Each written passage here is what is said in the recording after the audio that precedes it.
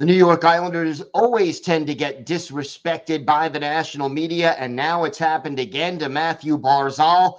We'll talk about that and a lot more coming up on today's Locked On Islanders podcast.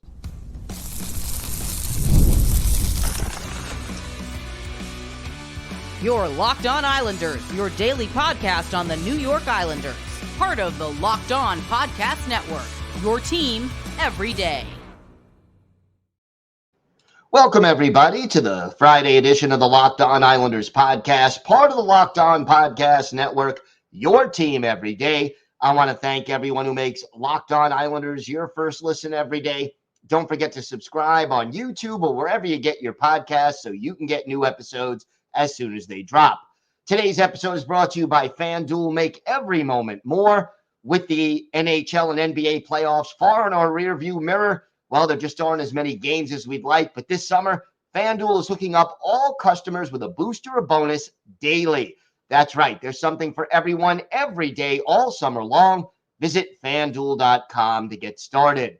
Lots to discuss on today's show, but first, if there's something Islanders related on your mind, if you have a question, a comment, maybe a topic you'd like us to discuss on a future episode, you could email us at lockedonislanders@gmail.com. And if you leave your first name and where you're from, we're happy to mention you on the show when we talk about whatever's on your mind. You can also follow the show on X at Locked On Isles.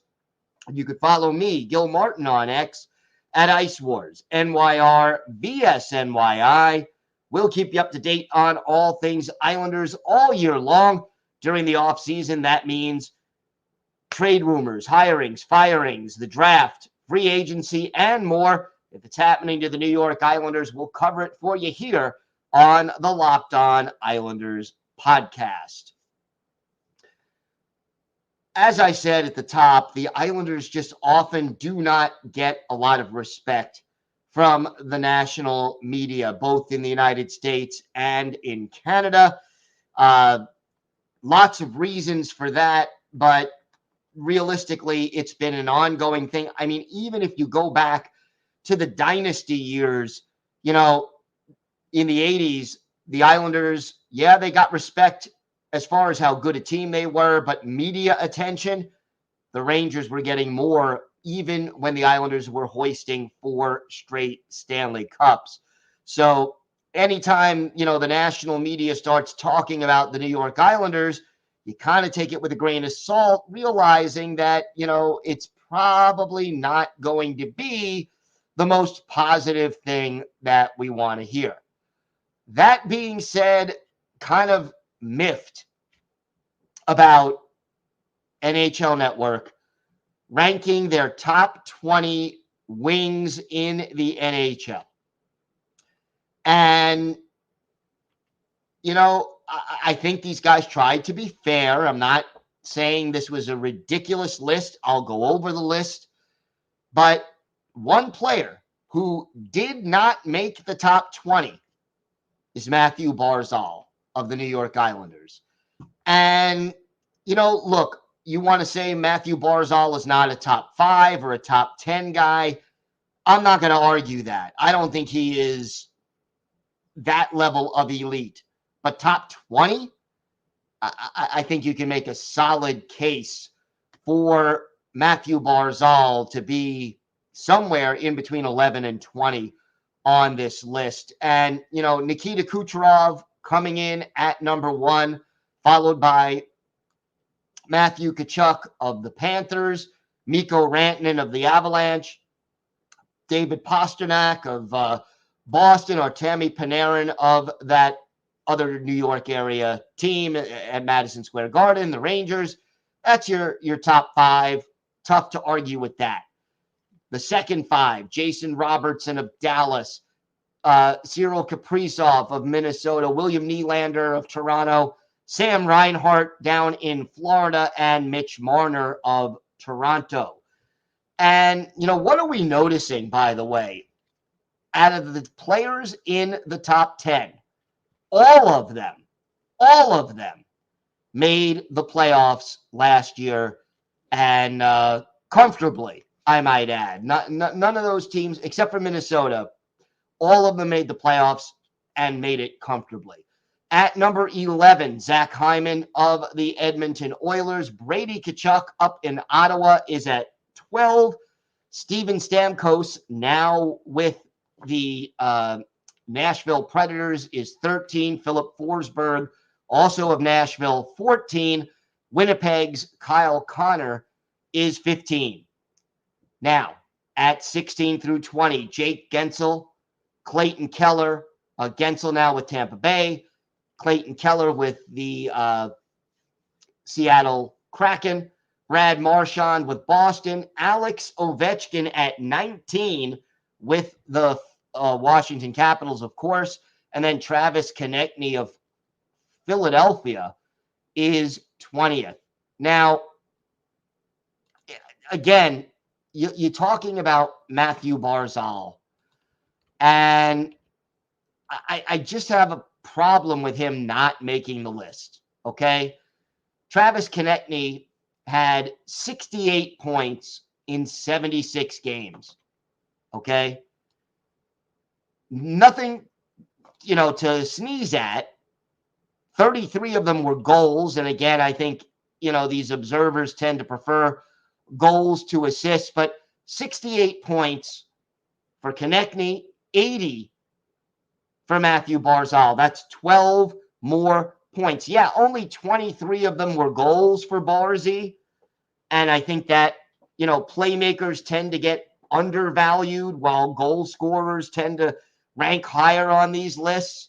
But clearly, to me, Barzy, when you add his ability to skate and his ability to stop and change directions and his passing and his ability to create time and space for his teammates, the fact that he added 25 points on the power play, 5 goals, 20 assists, it is difficult for me when I watch Mathew Barzal play to say that he doesn't belong somewhere on that top 20, probably near the bottom of the list. I'm not going to, no illusions that he's a top 10 guy, but I think when you start getting lower on that list, you got to make room for Mathew Barzal. And yet, here's the thing. The New York Islanders just don't get the attention and respect that they deserve from the national media. And it's frustrating. It really is frustrating, to say the least. And Mathew Barzal had a really good season, broke out, point-a-game player for the first time since his rookie campaign, top 20 goals, new career high in goals, had all those assists, and was a part of the line that carried the New York Islanders, who rely very heavily last year. They relied very heavily on their top line and their second line to score. The bottom six just wasn't offensively productive for the New York Islanders. You got to give more credit, I think, to Mathew Barzal when you're trying to figure out these rankings. And, as an Islander fan and as someone who covers and studies the Islanders and talks about them all year long on this show, it is just getting more and more frustrating when the national media doesn't give Islanders players the respect that they deserve. And you just want to see it. You just want to see these guys be recognized for what they have accomplished. And, again, Barzy is not a top 5 or probably not even a top 10 player, but top 20, I think he absolutely belongs there. And we will talk about why he's not getting the recognition he deserves. I'm going to give you a few reasons. Feel free to chime in on that. We're going to talk about that.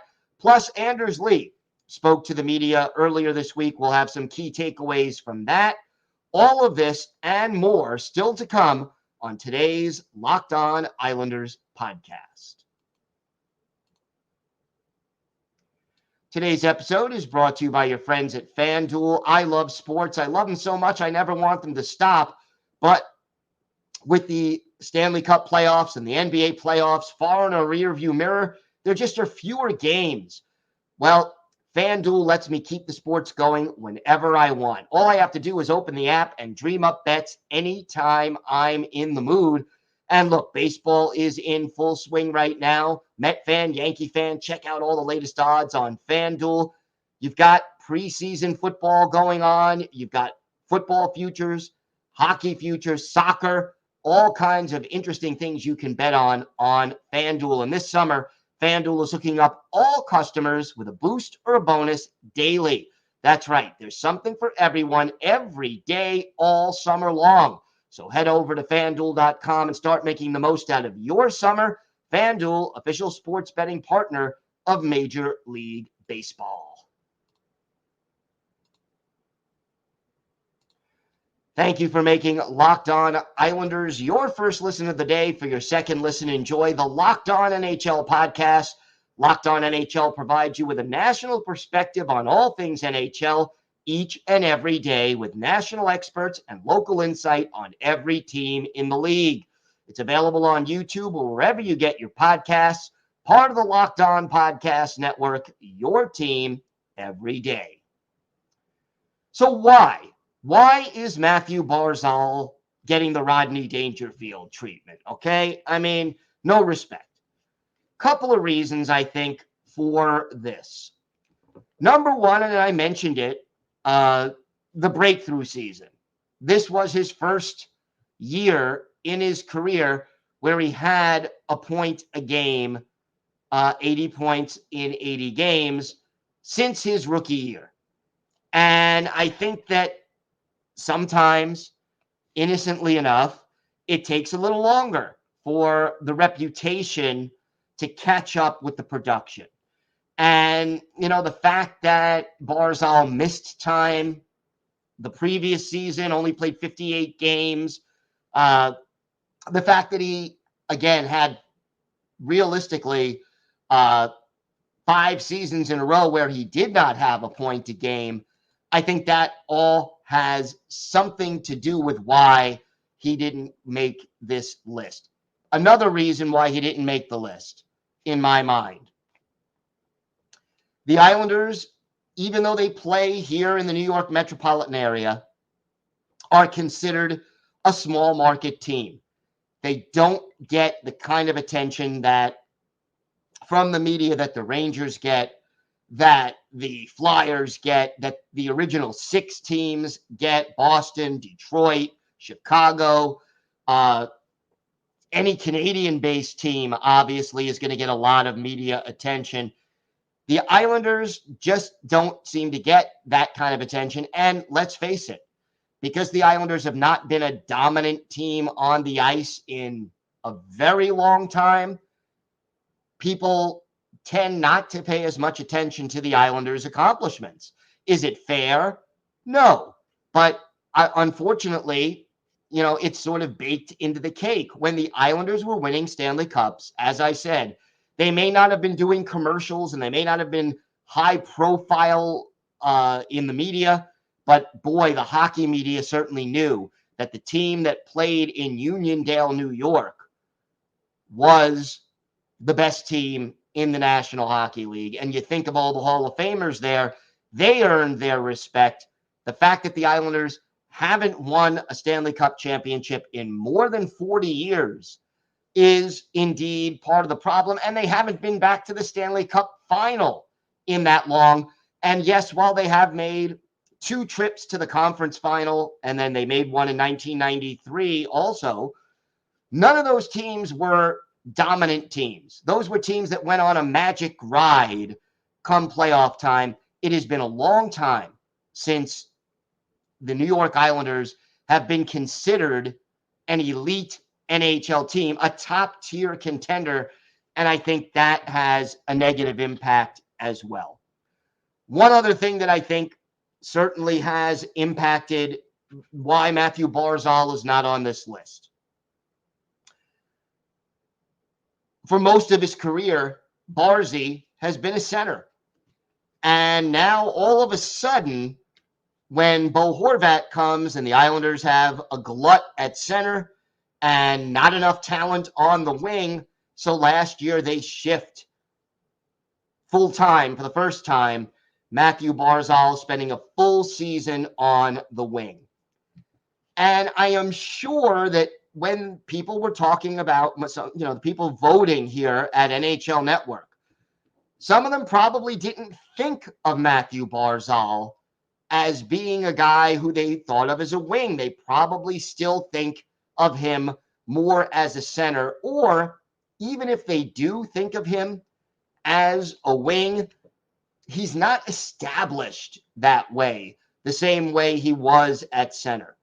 And so, it's like, here's a guy who's been in the NHL for, 5-6 years, and only one of those years has he played wing. So I think that definitely kind of hurt his chances of getting votes.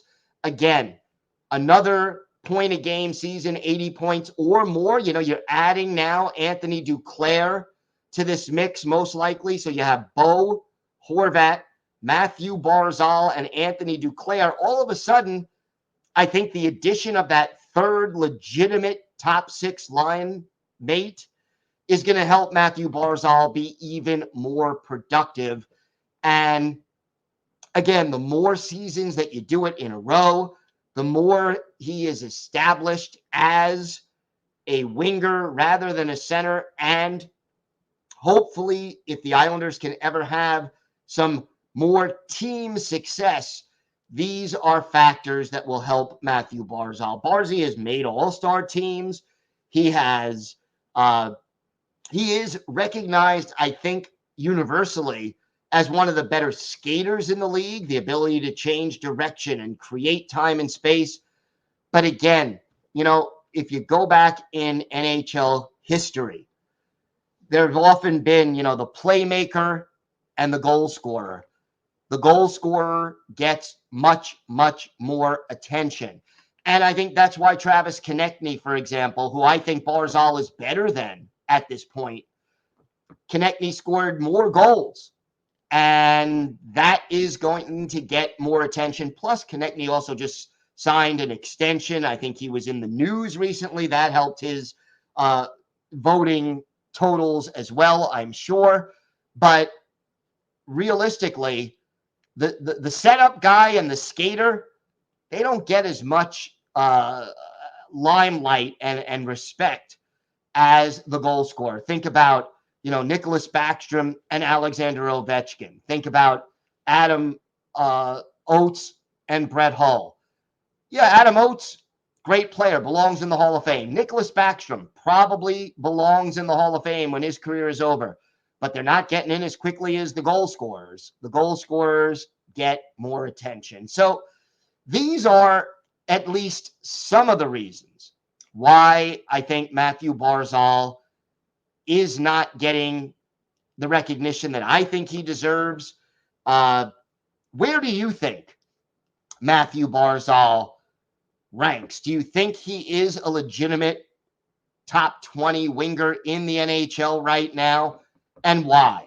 We're going to put up a poll on our YouTube page. You can weigh in, and I'd love to hear your feedback, and we may even read some of them on the show on Monday if we get some good comments from listeners. I think also Mathew Barzal's not being known for his defense, it doesn't help. He's been a minus player most of his career, was a -4 last year. But again, I think that's minor compared to many of the other reasons that have been given with regard to why he just didn't get the respect that I think he truly deserves. All right, we have got a lot more to get to on today's show. The captain, Anders Lee, had a little talk with the media ahead of one of his charitable events. We'll talk about what he had to say about the upcoming season. We'll talk about that. We'll talk about our Islanders' birthday of the day. Oh, I didn't even mention who it was. It'll give you a clue. We're going to be talking about a forward, a winger who was predominantly an enforcer, who finished his career with the Islanders in the early 2000 teens, better known for playing for Buffalo and Atlanta. Let's see if you can guess who that is. We've got all that and more coming up on today's Locked On Islanders podcast. Today's episode is brought to you by your friends at eBay Motors. Passion, drive, and patience. The formula for winning championships is also what keeps your ride or die alive.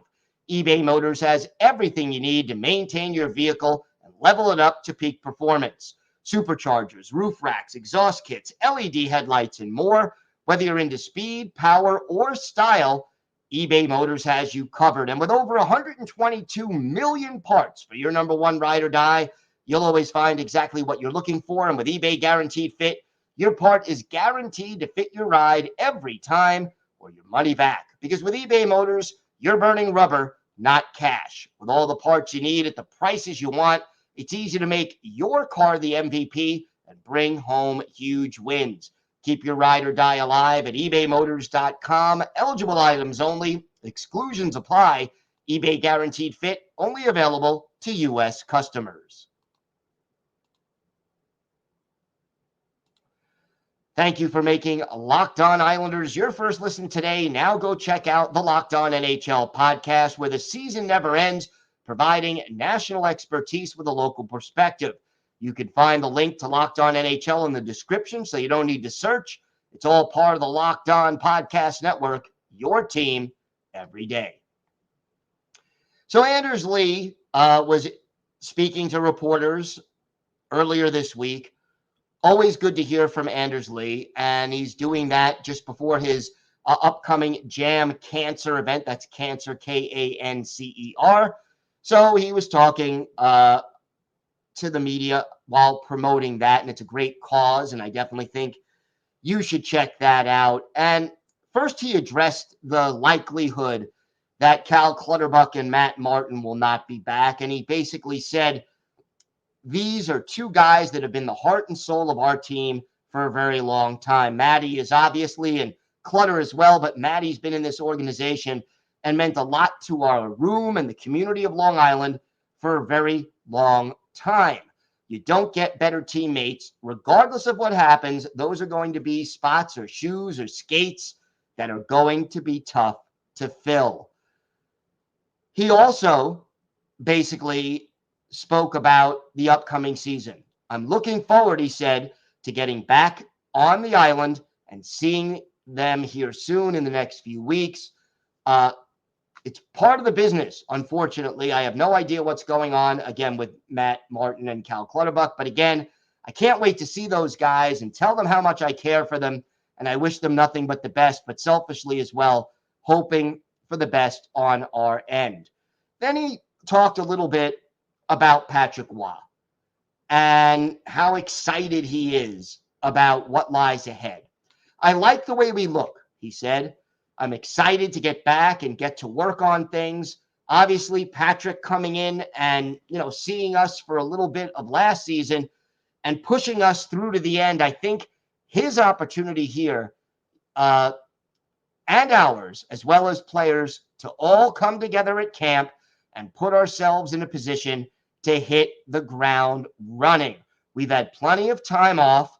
Let's just get back and go after this. It's that time of summer when you're feeling really good and your body's in a great spot and you want nothing more than to just get things rolling again.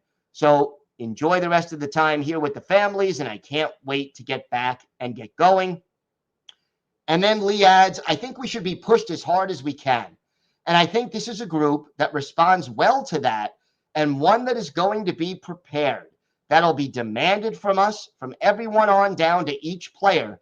So Patty is going to put us through it, and it'll be a good one. Like I said, I think the guys are just itching to get back and itching to get to work. So looking forward to that. By the way, the annual Jam Cancer event taking place September 14th. So keep your eyes out about that, and hopefully we can get Anders.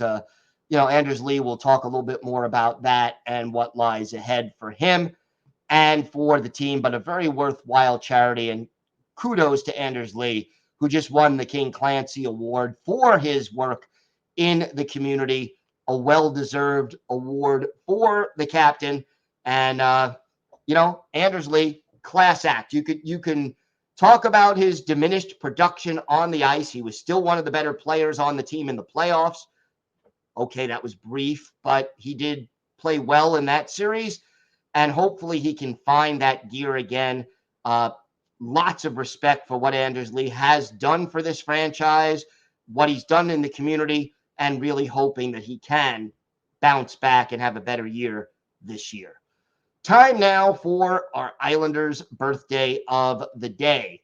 And Saturday will be the 48th birthday of former Islanders winger Eric Boulton. Boulton, 6 feet tall, 227 pounds, a native of Halifax, Nova Scotia, a 9th round pick by the Rangers back in 1994, but never played on Broadway. He made his NHL debut with the Sabres in 2000-2001. Quickly racked up the penalty minutes with over 100 penalty minutes in 3 of his 4 seasons in Buffalo. Went on to play in Atlanta for the Thrashers, then for the New Jersey Devils, before finishing his NHL career with parts of 4 seasons with the New York Islanders. In 654 career NHL games, 31 goals, 79 points, and 1,421 penalty minutes. 4 playoff games, all for the Atlanta Thrashers. No points, 24 penalty minutes in those. Boulton, really one of those guys who, didn't see the ice a lot. He could check, he could drop the gloves, he could defend his teammates. One of his better games with the Islanders, April 11th, 2015, at the Old Barn, the Nassau Veterans Memorial Coliseum. Islanders hosting the Columbus Blue Jackets. Curtis McElhenney, the goalie for Columbus. Jaro Halak, the goalie for the New York Islanders. And in this game, our Islanders' birthday of the day, Eric Boulton, with the game tied 1-1, scores his second goal of the year for the Islanders at 2:52 of the third period. Tyler Kennedy and Nick Leddy get the assist that made it 2-1 Islanders. Unfortunately, the game ends up going to a shootout, tied at 4, and the Islanders lose 5-4 in the shootout. But for Eric Boulton, our Islanders' birthday of the day, we mentioned the goal. He also dropped the gloves with Dalton Prout, of the Blue Jackets late in the first period. So he finishes the game with a goal, 9 penalty minutes. He had 3 shots on goal and played 7 minutes and 33 seconds of ice time. Again, more penalty minutes than ice time minutes, but not to say that Eric Boulton did not contribute to his team's success. And Eric Boulton is our Islanders' birthday of the day. I want to thank everybody who makes Locked On Islanders your first listen every day. Everydayers, we're back Monday. We will have more of the latest Islanders news, notes, and happenings, and we're working to put together all those scouting reports on Islanders draft picks. So can't wait to start those and get you up to date on really all the players that the Islanders have added in this year's draft, including, of course, Cole Yzerman. Have a great weekend, everybody. Stay safe. And, of course, let's go Islanders.